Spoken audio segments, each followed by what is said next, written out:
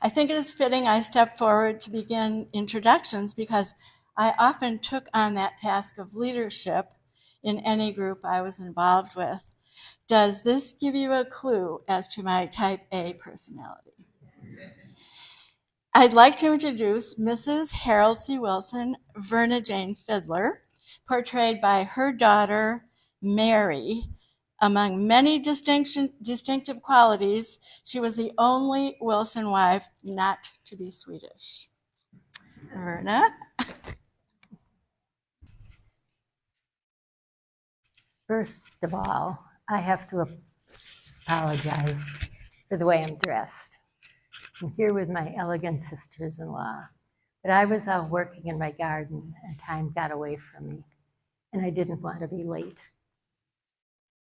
I was born Verna Jane Fiddler in Sturgeon Bay on October 1st, 1908. My parents were Henry and Bertha Mickle Fiddler. They were known to everyone as H.A. and Bertie. I was the oldest of 6 children. I had 3 sisters and 2 brothers. I graduated from Sturgeon Bay High School as valedictorian. I dreamed of going to college, but with 6 kids in the family, it seemed unlikely. Fortunately, I had an aunt who was married but had no children, and she volunteered to help pay for my education.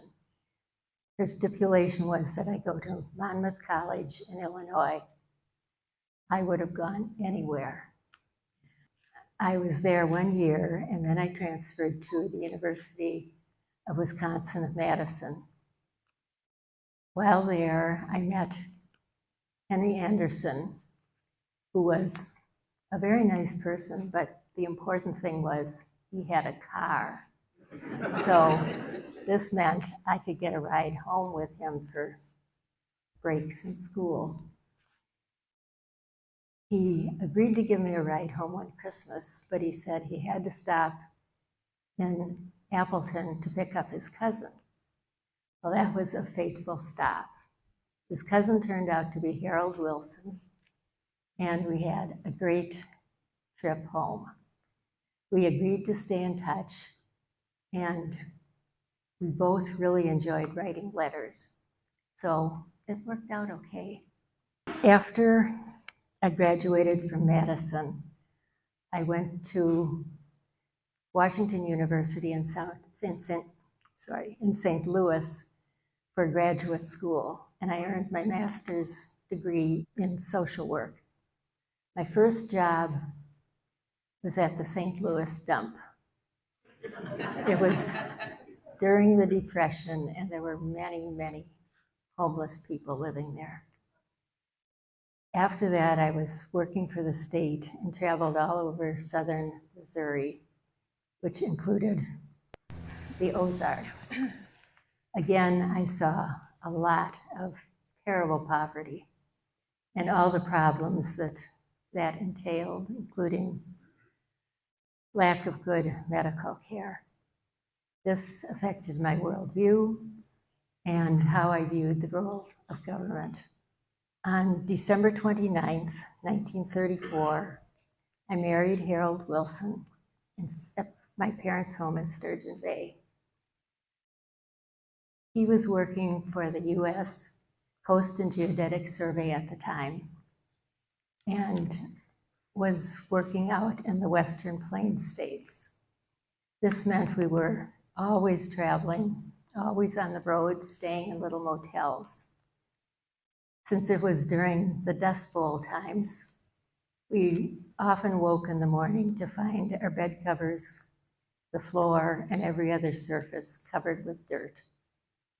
After 2 years of this, we were really ready to get back to Door County.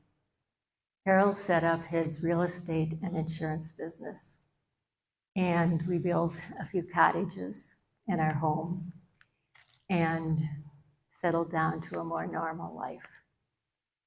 We had 2 children, Mary and Paul, and I was a big believer in the benefits of fresh air.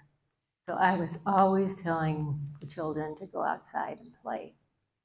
This was fine in the summer, but in the winter, options were limited.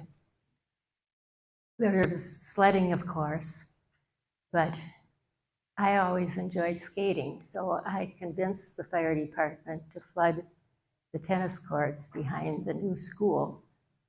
And I would go over many nights during the week to put a fresh coat of ice on with my little garden hose. It was worth it because there were people skating there almost every day, unless it was 20 below. I grew up in the Moravian Church in Sturgeon Bay, so it was very natural for me to join the church here. I was a Sunday school teacher, active in the Women's Fellowship, and was elected the first woman elder of the church. My favorite activity was the rummage sales, which my friend Alberta mentioned. I loved finding new homes for things that still had use, but people were tired of.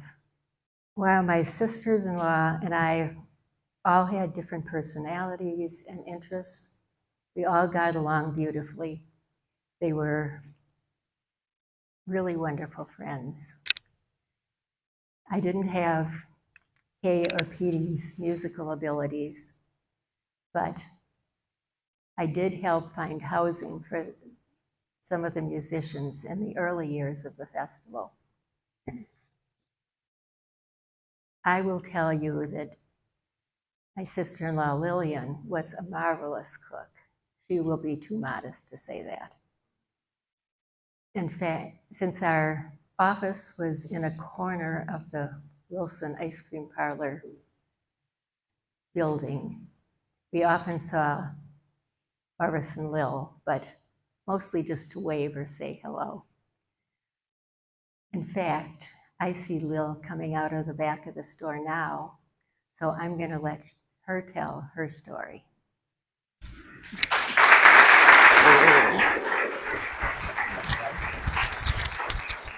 Thank you, Verna. I'm not sure that I believe what you said about me being a great cook, but I do have a really good cooking story to tell you all in a bit. But first, let me introduce myself. I am Lillian Geraldine Peterson, and I was born December 7th, 1903 in Maywood, Illinois, in the home that my father built. And I lived there for the bulk of my early years with my father, my mother Ellen, and my older sister Elvira. My father was a master craftsman, and our house really showed it. It was well put together, it was sturdy, it had a lot of the detail that only a master craftsman can really put into a home. So we were very happy, and we lived there for many years. My parents were both Swedish, and while we spoke Swedish and English in the home, I'm not sure my mom ever really learned to speak English. So we were very steeped in the Swedish background. I was bright. I liked school. I had lots and lots of school chums, and I went to school obviously every day, but I wasn't as smart as my sister Elvira. I always say Elvira. She became the vice principal of Niles Township High School, so she was really good. I was good at math, and I really, really enjoyed it. So I honed those skills, and then I was able to secure a job at Harris Trust downtown as a cashier. And it was great. I enjoyed the people I worked with. I liked doing the work, and I got some promotions, and I went along for a long time. And then one morning, there was a new employee. Now, mind you, there were a lot of women in the bank, but this employee was a man. And oh my, He was so good looking, and he was so debonair. His name was Orvis Wilson. And so Orvis and I became friends. We had coffee together, and we went for long walks, and one thing led to another, and the relationship became quite serious. We were married in Oak Park, Illinois, but we lived in Maywood. Orvis's mother was an incredible cook, and I must confess, as a young woman, that was incredibly intimidating to me. This is my story about cooking. One day I decided I was going to do cream peas with the meal that I had prepared. So I did cream peas. And Orvis raved about the cream peas. And of course, as a young bride, I was thrilled. He loves my cream peas. So I decided that I would cream all vegetables. So we had creamed carrots, we had creamed corn, we had more creamed peas, until Orvis finally said to me, Lillian, I really don't like creamed vegetables. I only said they were wonderful and praised you for them to give you confidence. Now, that's a sweet husband, but also an amazing lesson for me. No more creamed vegetables. One winter after Mother Wilson had died, Orvis talked with his dad, Uncle Ock, and Ock is a nickname for Oscar, and arranged to have us buy the Wilson store in Ephraim. Now, I'd been to Ephraim, but I'd never lived in Ephraim. So we had the store. We moved into the homestead, which was very close to the store, so that we could easily get to work. And all of a sudden, I am the lady of the house working side by side with Orvis in the store. Having had all the experience as a cashier at the bank, I came naturally to the cash register. So I was the one that ran the cash register, and with Orvis's debonair attitude, he was very gracious. He's the one that invited all the people in, seated the guests, and our little establishment as a Wilson store really did very, very well.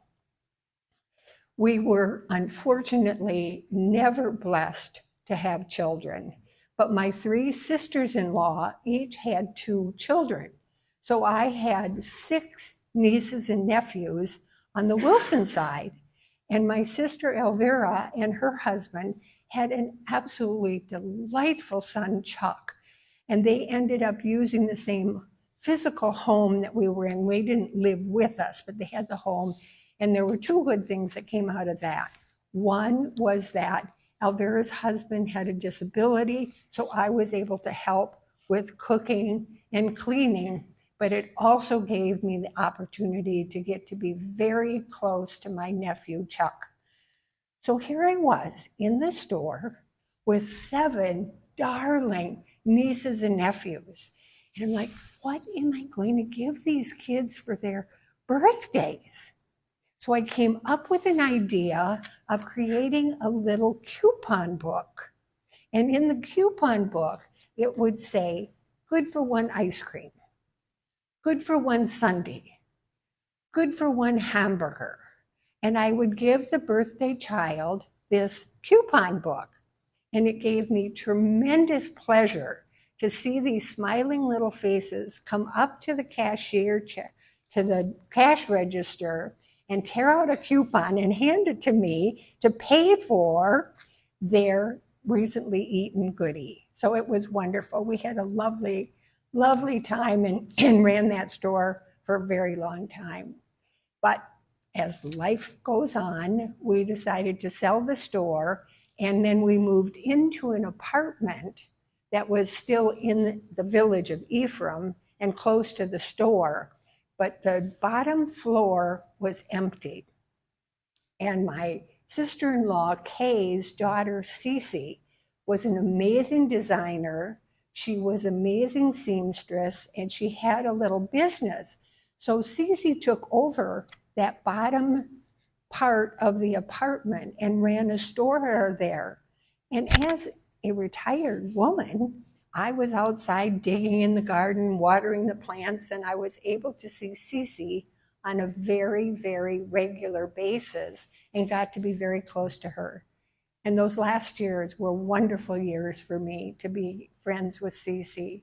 And I'd now like to introduce you to my sister-in-law, Kay, Cici's mother, who will tell you more about her.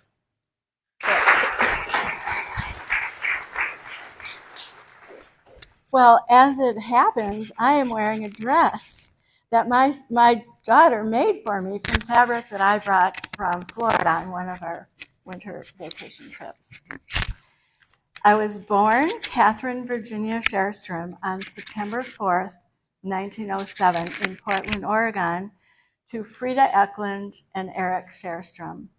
Both my parents were Swedish immigrants. My mother arrived with her parents, Emil and Karin, while my father came alone. His mother found a distant relative in Minnesota where they provided him with an opportunity to work in the wheat fields and the lumber camps. Well, an itinerant preacher came along and met up with my father and thought he deserved a better education. He had more to offer. So he ended up going to the University of Chicago and that divinity school there.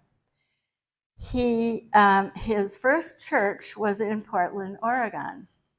Not quite sure how my parents met. They may have known each other in Sweden because they came from the same region of Hälsingland. They were married in Chicago, and their honeymoon was that train trip to take up his first pulpit in Portland. And my mother's family came with their 2 grown sons who were hired to be engineers in a Chicago company, I think it was John Deere, to engineer the building of farm implements. After 4 years in Portland, my family of 4, now with baby brother Norman, moved back to Chicago, to the south side where my father was given another Swedish Baptist church. There is a ghost story with the large home my father rented for a song, because that church, he had to find a parsonage. The church did not come with one. We were there for 4 or 5 years, I'm not quite sure how long, and then we moved to Evanston, where we stayed for a long time. I went to Evanston grade school and high school. I skipped 2 elementary grades and entered Northwestern University at 14. I graduated there with a master's. My mother was a fine musician, and I inherited her love of music. I taught public school music for 10 years in Hibbing, Minnesota, and then a North Shore suburb in Chicago. Having my summers off, I spent them in Sister Bay, where my parents had ultimately retired. I guess I always knew who Carl Wilson and his handsome brothers were. And just how we met, Carl and I met, is a little hazy. But this is one possibility. I arrived at the back door of the store with a huge bouquet of lilacs for Mother Wilson, and Carl happened to be there too. So we were married by my father June 22nd, 1942, in a downtown Evanston hotel. Our ring bearer was Chuck Pearson, Lil's nephew. So Carl was working at Alice Chalmers. They had converted their manufacturing from farm implements to war machinery. It was during World War II. I continued teaching in Highland Park, taking the train down from Milwaukee every morning. We started searching for a home to buy after we had moved into Shorewood and a duplex, living there for a number of years. We finally found out the home of my dream in Glendale, a northern suburb of Milwaukee. We lived there, for a number of years, saw our kids off on their way. And that was our home until I finally felt ready to give up city life for Door County. I had helped found the Peninsula Music Festival and was its executive director for 31 years. That was a full-time job, but I managed to do other things as well as a lot of entertaining. I hosted the Orchestra Wives with a breakfast annually. The Carl Wilsons and the Hollis Wilsons for many years ended the PMF festival season with a party that became known as the Wilson Ball, BAWL. We cooked for days for that, in preparation for that party, didn't we, Petie? Yes, we did. Okay.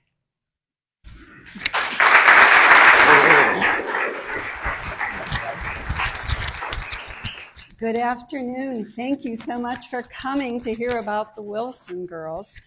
My name is Beatrice Marie Borg Wilson, and I was married to the youngest of the Wilson boys, Hollis.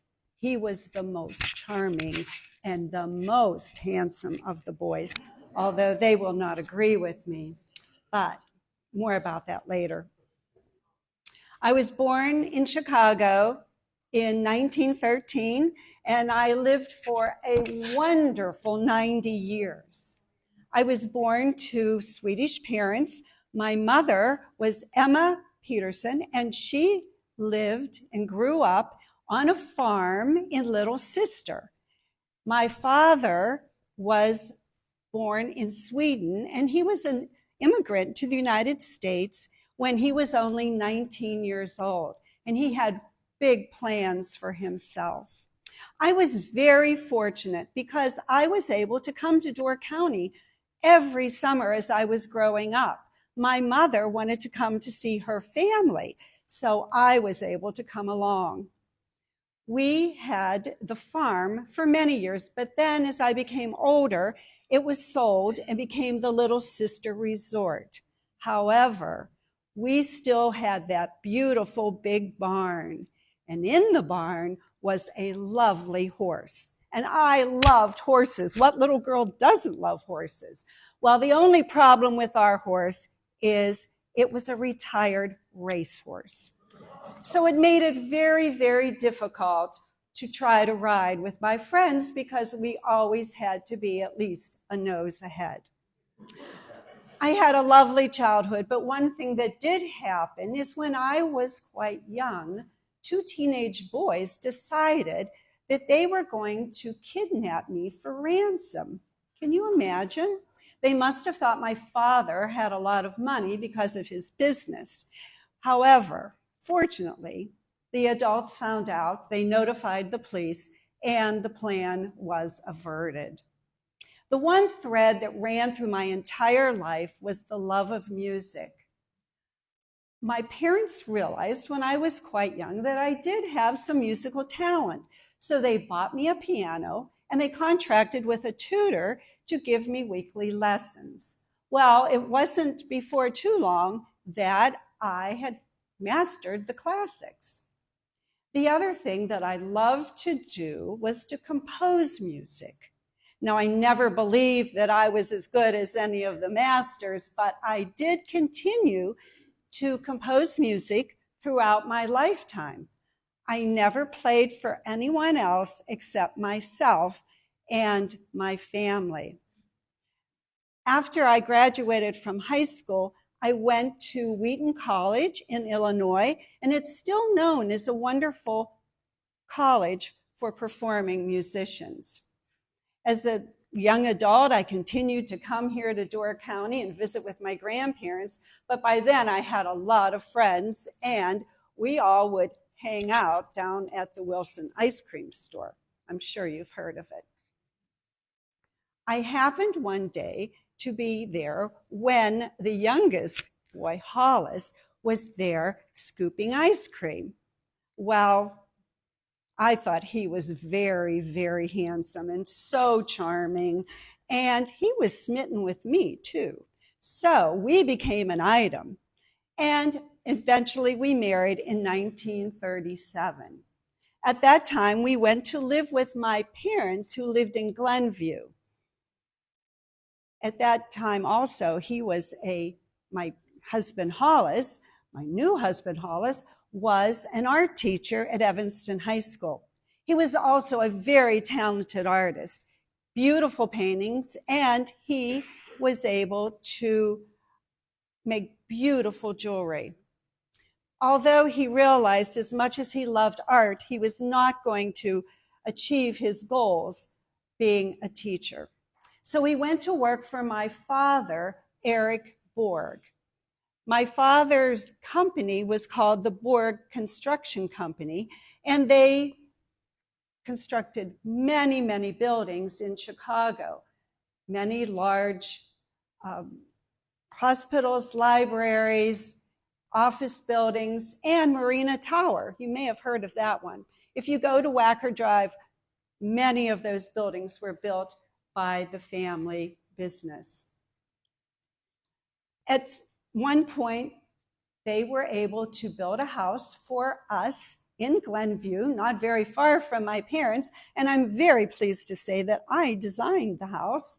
And they also built a home for my brother. I might have forgot to mention him. His name was Ragnar, but we all called him Bugs. So we were Petie and Bugs. My husband also was able to build a beautiful home for us right over here on German Road. And so we were able to come every summer to Door County. Now, my husband didn't stay during the week. At the beginning of the summer, he would bring my mother, our two girls, and myself to the house in Ephraim, and he would drive here every weekend. Bless his heart, it was a long way to come from Chicago, but he came every weekend. At that same time, my lovely sister-in-law, Kay, was also here during the week, so we would spend a lot of time together. We became best friends, and we would talk and talk for hours and hours while our children played together. At that time, Kay was on the board for the Peninsula Arts Association, and they had a plan. They wanted to bring classical music to Door County. Well, Lawrence Heisey also was on the board and belonged to the Moravian Church. He had a friend, Thor Johnson. Thor Johnson was a conductor. In fact, he was the up-and-coming conductor, the youngest in the United States at that time. And he was the conductor of the Cincinnati Symphony Orchestra. Well, he thought this was a marvelous idea. He said he would gather the music, he would hire the musicians, and he would bring them to Door County. But first, we needed to raise $10,000. Well, in 1951, $10,000 was a lot of money. But with the help of the other Wilson girls and many, many other friends, Abigail Spooner was one. There were many people that worked together and raised the money through different fundraisers and campaigns. And in 1953, August 6, 1953, we had our very first Peninsula Music Festival. Thor Johnson was a wonderful conductor, but he also was able to seek out and find wonderfully talented musicians. In fact, many of these musicians went on to become internationally known. But they came here summer after summer. They stayed with Kay, with our family, and they enhanced our families wonderfully. We entertained week after week with these young people, and they were absolutely wonderful. If you have not had an opportunity to go to the Peninsula Music Festival, I suggest you do. It's a wonderful treat. After Hollis retired, we moved full-time to our house here on German Road and remained very, very active in all of our charities here in Door County and in our wonderful Moravian Church. Thank you for coming to visit with us.